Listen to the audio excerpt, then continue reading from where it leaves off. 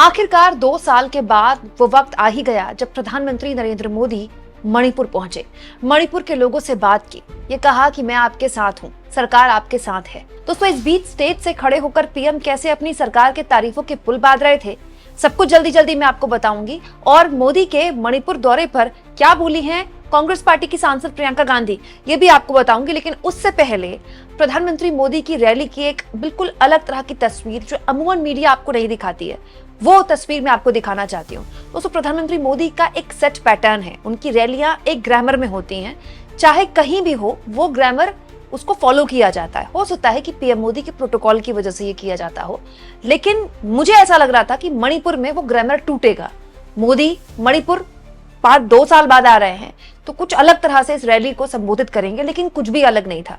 यहाँ भी टेलीप्रॉम्प्टर लगा हुआ था, उसी से पढ़कर मोदी अपना भाषण दे रहे थे। यहाँ भी पब्लिक वैसे ही बैठी हुई थी, बस पब्लिक की तादाद को लेकर बात की जा सकती है। दोस्तों, प्रधानमंत्री मोदी 2 साल बाद आखिरकार जब मणिपुर गए तो क्या बड़े स्तर पर लोग उनको सुनने के लिए आए? तो इसका जवाब दोस्तों आपको खुद देना पड़ेगा इन तस्वीरों के जरिए। पीएम मोदी के यूट्यूब चैनल से मैंने ये तस्वीरें निकाली हैं। आप चाहें तो मोदी के यूट्यूब चैनल में जाकर खुद उनका भाषण सुन सकते हैं। बीच बीच में आपको भी ऐसी तस्वीरें भीड़ की दिखाई देंगी। दोस्तों, इस भीड़ को देखिए जो मोदी को सुनने के लिए आए हैं। ये भीड़ बहुत ही ऐसा लग रहा है बहुत ही डिसिप्लिन तरीके से बैठी है। सबके लिए कुर्सियां लगाई गई हैं। कुर्सियों का जो गैप है वो भी बताता है कि ज्यादा जगह घिरे, इसीलिए दूर दूर थोड़ी कुर्सियां लगाई गई हैं। दोस्तों, सबसे ज्यादा गौर करने वाली बात इन तस्वीरों में ये है कि जो भीड़ आपको दिखाई दे रही है, दरअसल भीड़ इतनी ही है। पीछे अगर आप देखें टेंट के तो लाल लाल आपको दिखाई देगा, ऐसा लग रहा है कि कुर्सियां खाली हैं। तो यहाँ पर जो भीड़ है, भीड़ काफी कम है। मोदी को सुनने के लिए जो लोग आए हैं वो बनस्पत जो जैसे आप दूसरे राज्यों की बात कर लें उस हिसाब से तो बहुत ही कम है। हालांकि इसके अपने रीजंस हो सकते हैं दोस्तों, लेकिन मणिपुर में मोदी का भव्य स्वागत, ऐसी हेडलाइन तो मुझे नहीं लगता कि इन तस्वीरों के जरिए बनाई जा सकती है।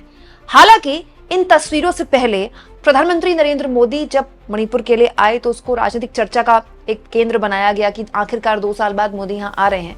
तो प्रियंका गांधी ने पीएम मोदी के यहाँ पहुंचने पर क्या कहा, ये मैं बता देती हूँ आपको, क्योंकि उसके बाद मैं आपको बताऊंगी कि प्रधानमंत्री ने इस रैली में आखिरकार मणिपुर के लोगों के जख्मों पर कैसे मलहम लगाने की कोशिश की। दोस्तों, प्रियंका गांधी से पूछा गया कि 2 साल बाद आखिरकार मोदी मणिपुर जा रहे हैं। इस पर प्रियंका ने कहा, मुझे खुशी है कि उन्होंने यानी कि पीएम मोदी ने 2 साल बाद मणिपुर जाने का फैसला किया है।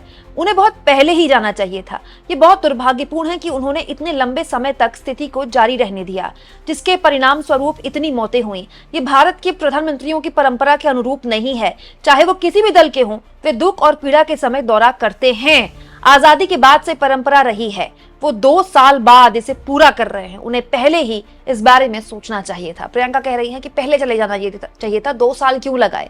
लेकिन मैं तो कहती हूँ 2 साल में भी चले गए तो बहुत बड़ी बात है। मणिपुर के लोग भी शायद यही सोच रहे हों। हालांकि पीएम मोदी ने यहाँ पर कहा कि उन्होंने राहत शिविरों में रह रहे लोगों से बात की है, उनसे मुलाकात की है और उन्हें उम्मीद जगी है उन लोगों से बात करके कि जल्द मणिपुर में शांति बहाली होगी।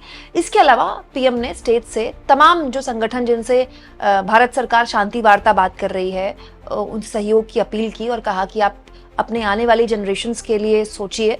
भारत सरकार आपके साथ है, मैं आपके साथ हूं और हमारी प्रयास है, हमारी कोशिश है कि मणिपुर में अब जल्द से जल्द शांति आए। यही मणिपुर के भविष्य के लिए ठीक है। साथियों, मणिपुर की ये धरती, ये क्षेत्र आशा और उम्मीद की भूमि है, लेकिन दुर्भाग्य से हिंसा ने इस शानदार इलाके को अपनी चपेट में ले लिया था।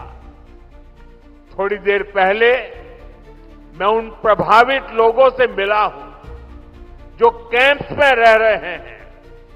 उनसे बातचीत के बाद मैं कह सकता हूं कि उम्मीद और विश्वास की नई सुबह मणिपुर में दस्तक दे रही है। साथियों, किसी भी स्थान पर विकास के लिए शांति की स्थापना बहुत जरूरी है। बीते 11 वर्षों में नॉर्थ ईस्ट में दशकों से चल रहे अनेक विवाद, अनेक संघर्ष समाप्त हुए हैं। लोगों ने शांति का रास्ता चुना है, विकास को प्राथमिकता दी है।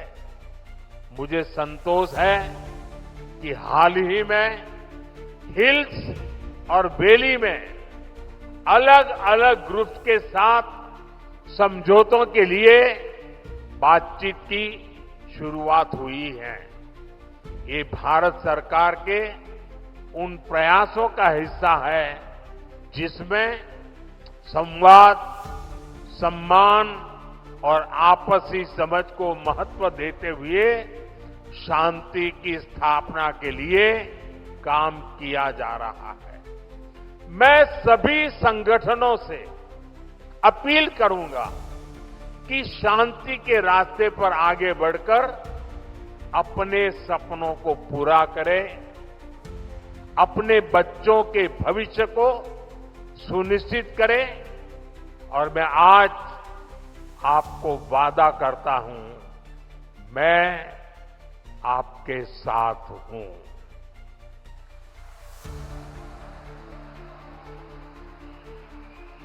भारत सरकार आपके साथ है, मणिपुर के लोगों के साथ है।